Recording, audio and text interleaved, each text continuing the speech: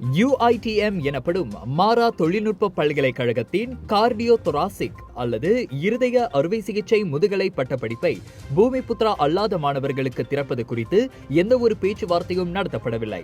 பூமிபுத்ரா அல்லாத மாணவர்களை அத்திட்டத்தில் இணைத்துக் கொள்வது தொடர்பான பரிந்துரையை பரிசீலிக்கும் முன் அடிப்படையான பிரச்சினைகளுக்கு தீர்வு காணப்பட வேண்டியது அவசியம் என உயர்கல்வி அமைச்சர் டத்துஸ்ரீ டாக்டர் ஜம்ரி அப்துல் காடீர் தெரிவித்தார்.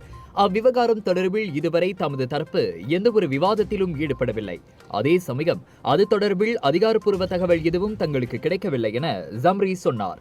அப்பிரச்சினைக்கு சிறந்த தீர்வை கண்டறிய பாடுபடும் அரசாங்கம் மற்றும் சுகாதார அமைச்சின் கடப்பாட்டையும் ஜம்ரி மறு உறுதிப்படுத்தினார். முன்னதாக UITM தனது இருதய அறுவை சிகிச்சை முதுகலை பயிற்சி திட்டத்தை பூமிபுத்ரா அல்லாத பயிற்சியாளர்களுக்கு திறப்பது குறித்து பரிசீலித்து வருவதாக சுகாதார இணைய அகப்பக்கமான கோட் ப்ளூ தகவல் வெளியிட்டிருந்தது.